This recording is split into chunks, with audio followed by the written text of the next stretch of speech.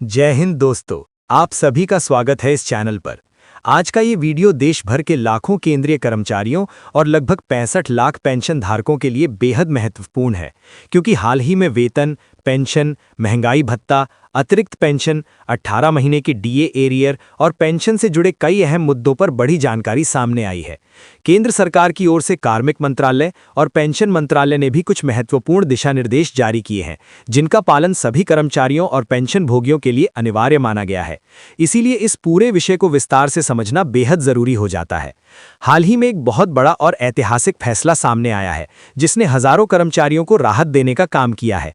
दरअसल Delhi high court ने अपने एक महत्वपूर्ण निर्णय में यह स्पष्ट कर दिया है कि यदि कोई सरकारी कर्मचारी 30 जून को सेवानिवृत्त होता है तो उसे 1 जुलाई से मिलने वाले वार्षिक इंक्रीमेंट का लाभ भी दिया जाएगा।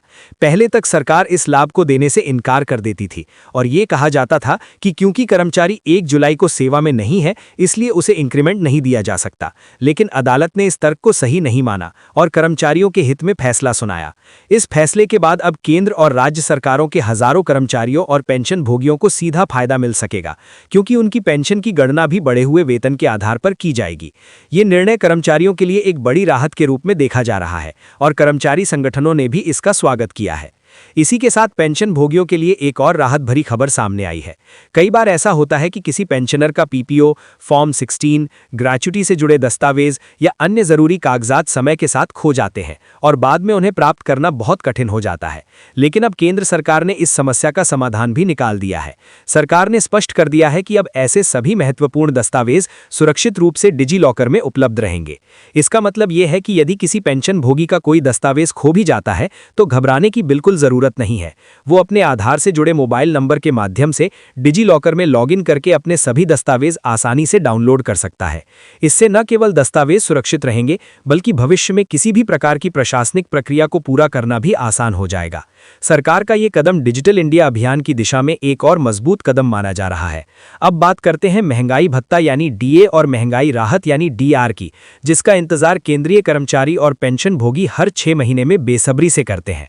आमतौर पर केंद्र सरकार मार्च महीने के अंदर जनवरी से बढ़ने वाले डीए और डीआर की घोषणा कर देती है, लेकिन इस बार मार्च का महीना बीत जाने के बाद भी अभी तक आधिकारिक घोषणा नहीं की गई है।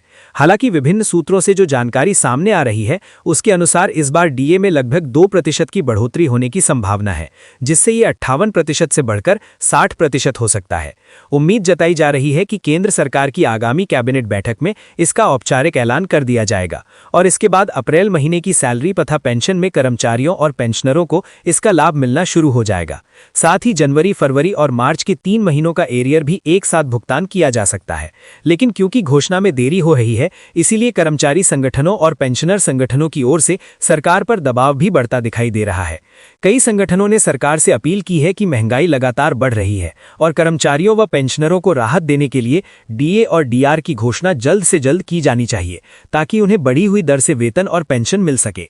इसके अलावा अतिरिक्त पेंशन यानी एडिशनल पेंशन से जुड़ी जानकारी भी कई पेंशन भोगियों के लिए महत्वपूर्ण है। नियमों के अनुसार जब कोई पेंशनर 80 वर्ष की आयु पूरी कर लेता है तो उसे उसकी मूल पेंशन पर 20% अतिरिक्त पेंशन मिलनी शुरू हो जाती है। खास बात यह है कि ये लाभ जन्मदिन से नहीं, बल्कि उस महीने की पहली तारीख से लागू माना जाता है। इसी तरह जब पेंशनर 85 वर्ष की आयु पूरी करता है तो उसे 30% अतिरिक्त पेंशन, 90 वर्ष पर 40% और 100 वर्ष की आयु पूरी होने पर 100% अतिरिक्त पेंशन का लाभ मिलता है।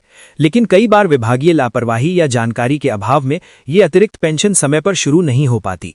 ऐसे मामलों में पेंशनर को अपने बैंक या पेंशन एजेंसी को समय पर सूचना देनी चाहिए, ताकि रिकॉर्ड अपडेट किया जा सके। यदि इसके बावजूद समस्या का समाधान नहीं होता है तो पेंशन भोगी CPGRIMS पोर्टल पर शिकायत दर्ज कर सकते हैं, जहां उनकी शिकायत का समाधान करने के लिए संबंधित विभाग बाध्य होता है।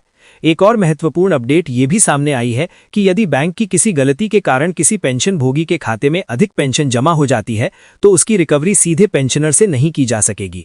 आरबीआई के नए दिशा निर्देशों के अनुसार इसकी जिम्मेदारी बैंक की होगी और पेंशन भोगी को अनावश्यक परेशानी से बचाया जाएगा। ये फैसला इसलिए भी महत्वपूर्ण है क्योंकि पहले कई बार बैंक की गलती के कारण अतिरिक्त राशि खाते में आ जाती थी और बाद में उसकी रिकवरी पेंशनरों से कर ली जाती थी, जिससे उन्हें आर्थिक परेशानी का सामना करना पड़ता था। अब नए नियमों के तहत ऐसी स्थिति में बैंक को अधिक सावधानी बरतनी होगी। अब सबसे ज्यादा चर्चा जिस मुद्दे को लेकर हो रही है वह है कोरोना काल के दौरान रोके गए 18 महीने के डीए एरियर का मामला। सरकार पहले ही संसद में ये स्पष्ट कर चुकी है कि वह इस एरियर का भुगतान करने के पक्ष में नहीं है और इस मांग को स्वीकार नहीं किया जाएगा। लेकिन कर्मचारी संगठनों ने इस मुद्दे को पूरी तरह समाप्त नहीं होने दिया है और इस संबंध में मामला सुप्रीम कोर्ट में भी पहुंच चुका है। बताया जा रहा है कि अदालत ने केंद्र सरकार से ये पूछा है कि यदि कर्मचारियों और पेंशनरों को 18 महीने का डीए एरियर 8% ब्याज के साथ दिया जाए तो सरकार पर कुल कितना वित्तीय बोझ पड़ेगा। इस सवाल के बाद कर्मचारियों में एक नई उम्मीद जगी है कि आने वाले समय में अदालत इस मामले में कोई महत्वपूर्ण फैसला सुना सकती है। यदि ऐसा होता है तो लाखों कर्मचारियों और पेंशनरों को बड़ा आर्थिक लाभ मिल सकता है। हाल ही में सुप्रीम कोर्ट ने पश्चिम बंगाल सरकार को भी डीए एरियर भुगतान को लेकर आदेश दिए थे, जिसके बाद वहां की सरकार ने एरियर की पहली किस्त जारी कर दी है। इस घटना के बाद केंद्रीय कर्मचारियों में भी उम्मीद जगी है कि उनके मामले में भी भविष्य में सकारात्मक फैसला आ सकता है। इसके अलावा भारतीय रिजर्व बैंक ने 5 अप्रैल 2026 को एक नया मास्टर सर्कुलर जारी किया है, जिसमें बैंकों को स्पष्ट निर्देश दिए गए हैं कि पेंशन भुगतान में किसी प्रकार की देरी नहीं होनी चाहिए। नियमों के अनुसार पेंशन का भुगतान महीने के आखिरी कार्य दिवस पर किया जाना चाहिए। यदि किसी कारणवश बैंक की ओर से देरी होती है तो उसे देरी के दिनों के लिए 8% की दर से ब्याज सहित पेंशन का भुगतान करना होगा।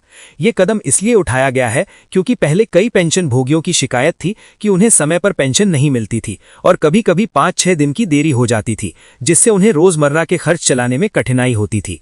नए नियम के बाद उम्मीद की जा रही है कि पेंशन भोगियों को समय पर पेंशन मिल सकेगी और उन्हें अनावश्यक परेशानी का सामना नहीं करना पड़ेगा।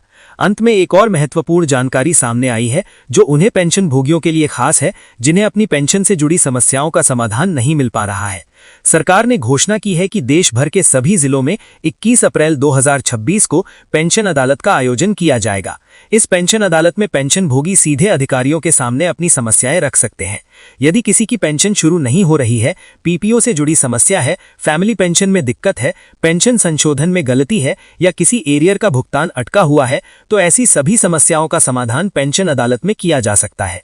यहां तक कि यदि किसी पेंशन भोगी ने पहले CPGRAMS या अन्य पोर्टल पर शिकायत दर्ज कराई है लेकिन समाधान नहीं मिला है, तो वो भी पेंशन अदालत में अपनी शिकायत प्रस्तुत कर सकता है। अधिकारियों की कोशिश रहती है कि मौके पर ही समस्या का समाधान कर दिया जाए और यदि किसी कारण से तुरंत समाधान संभव नहीं होता है तो उसे प्राथमिकता के आधार पर 1 महीने के भीतर निपटाने का प्रयास किया जाता है। इसीलिए जिन पेंशन भोगियों को अपनी पेंशन से संबंधित किसी भी प्रकार की समस्या का सामना करना पड़ रहा है, उनके लिए ये पेंशन अदालत एक महत्वपूर्ण अवसर साबित हो सकती है।